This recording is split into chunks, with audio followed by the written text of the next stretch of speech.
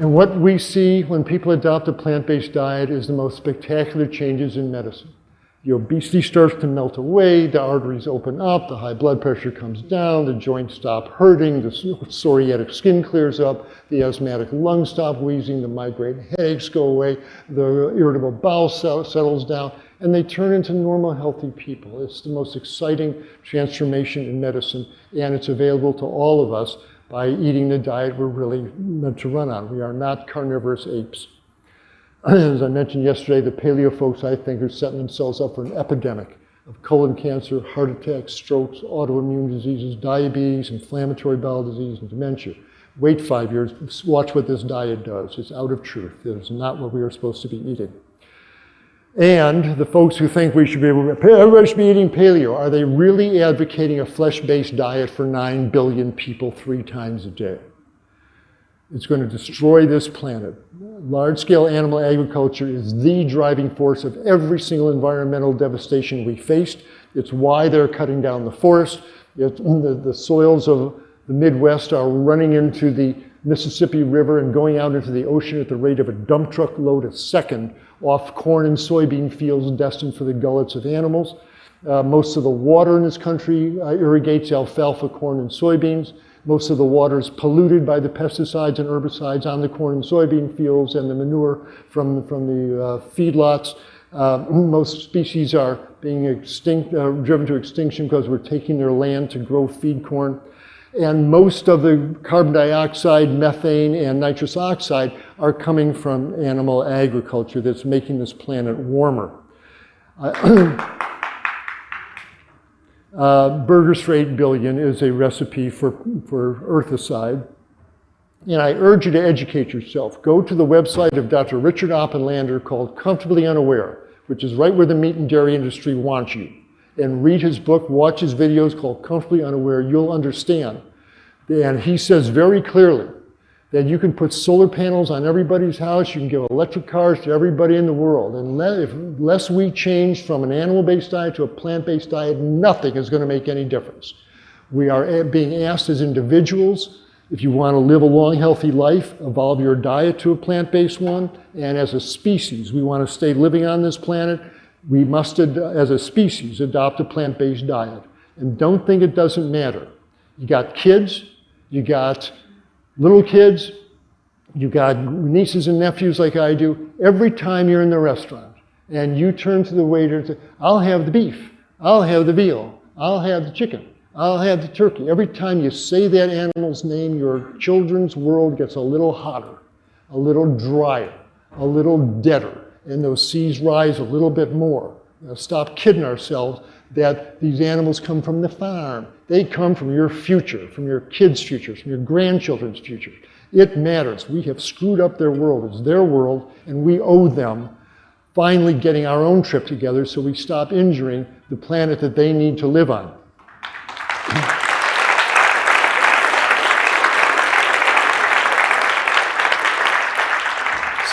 But they say, Doc, I got this meat craving. Man, I really want this stuff. Where does it come from? And after I do vegan for a few days, I want that piece of meat. It's a real thing, and I'm not denying that. What do I think is happening? What I think is happening is this. Where does this meat craving come from? At age 6 months of age, the baby is still nursing at the breast. And with all the love in the parents' hearts, nobody, your mother didn't know, my mother didn't know, but with all the love in their heart at age 6 months of age, that jar of baby chicken is open, that jar of baby lamb, baby veal is open. And from that time on, 3 times a day, animal flesh is slathered on that infant's intestinal tract. All through infancy. By early childhood, they're eating their Happy Meals. They're off to a flesh-based diet. Through childhood, puberty, adolescence, their teens, their 20s, their 30s.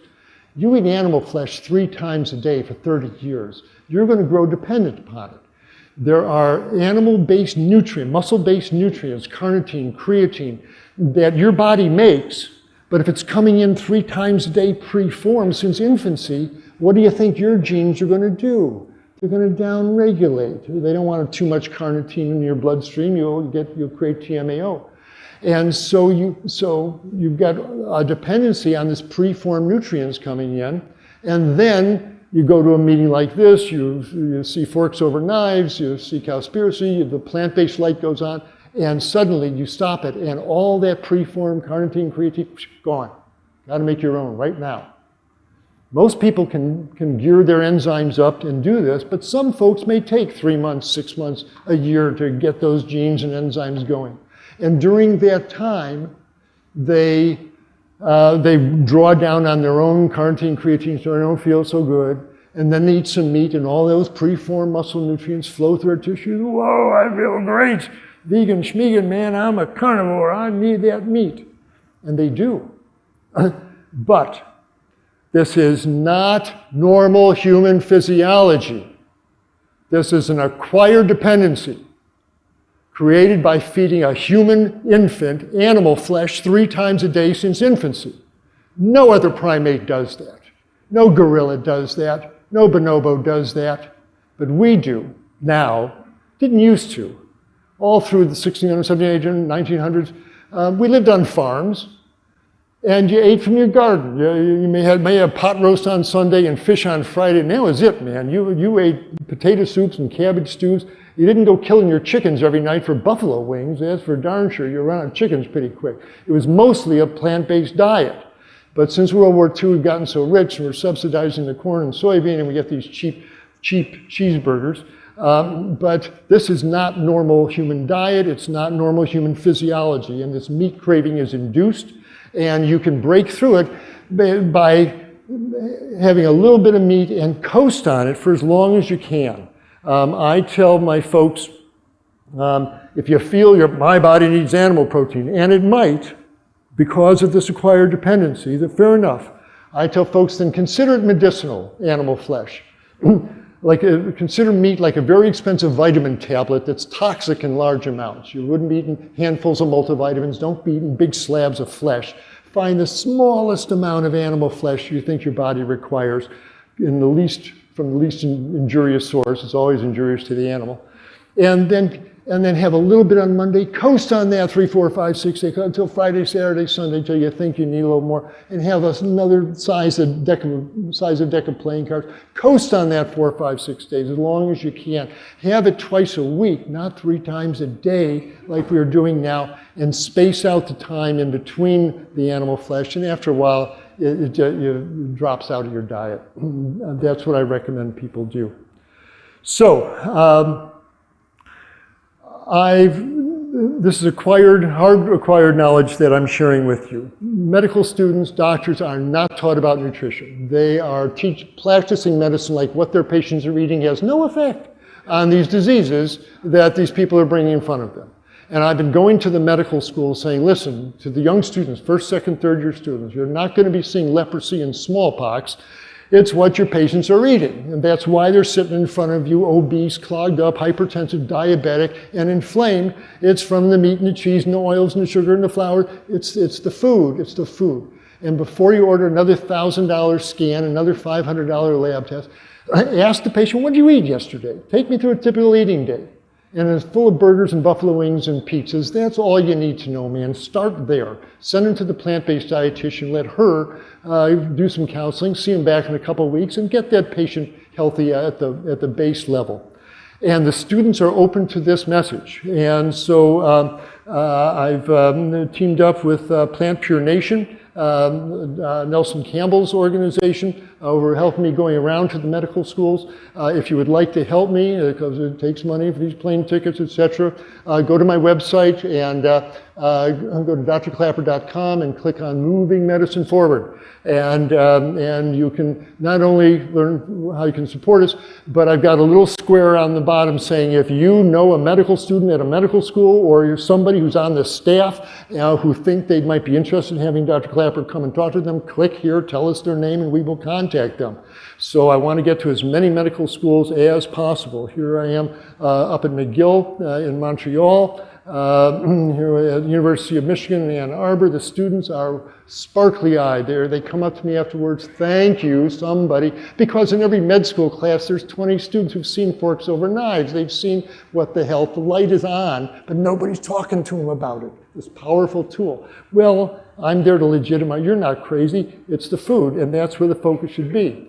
I was in Honolulu, spoke at Tripler Hospital. The surgeons were very open to the message. Everybody's really open to this message. So feel free to learn more about this at movingmedicineforward.com. Okay, so a little bit over. I don't have a whole lot of time for questions, but yes, ma'am. So my son's in medical school at St. George's in Grenada. I know he would be really interested in this. Great. Is there any way? Absolutely, I'd love to go to Grenada. Absolutely. Talk to you about. Right. Yes. He actually got his master's in environmental science. Yes, before they're medical school, making so that he'd be connection between the interested. environment, et cetera. I don't want to overstay my welcome. Steve, let me know when you have the hook, when I need to get off here. 3 more questions. Okay. Yes, ma'am.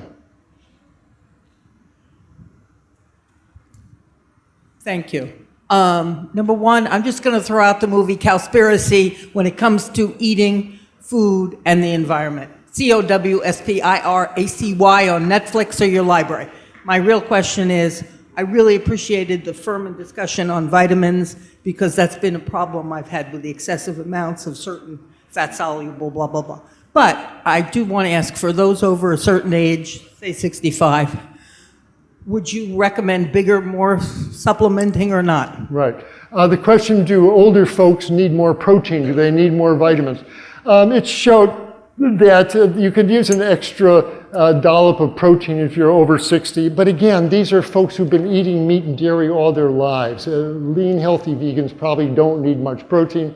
But we're talking about an extra scoop of lentil stew or an extra hummus sandwich.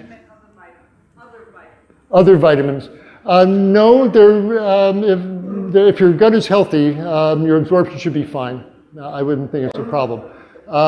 Way in the back, sir. Yes. Yes. Yes. What would you modify for cancer? Oh my, that's a major issue. But the main thing I would modify for cancer, people and the paleo folks, I want to shake them. When you eat a big piece of meat and all the amino acids from the meat flood your liver's got all these building blocks. Well, it's like giving an 8-year-old boy a box of Tinker Toys. You're going to build something with it. And your liver responds by putting out a gush of this hormone, IGF-1, insulin-like growth factor 1. It's the most powerful growth-promoting hormone in the body. And it promotes, it's like pouring gasoline on a fire. So if you got a cancer growth going, the last thing you want to be eating is chunks of animal flesh. So get on a whole food, plant-based diet and consider intermittent fasting if you've got chemotherapy coming up. But eat plants and get on with it. Absolutely, stop the meat. Yes, sir. Last one. I have osteoporosis. My doctor has told me that I need to go on. I need to start on I have osteoporosis, and my doctor has told me that I need to start on Prolia, and I'm concerned about doing that. If there could be problems for me down the road. Okay, the issue about osteoporosis, important issue. It is not a calcium deficiency. Taking calcium pills will not make your bones stronger. It will calcify your arteries, won't make your bones stronger. And Prolia does not make your bones stronger either.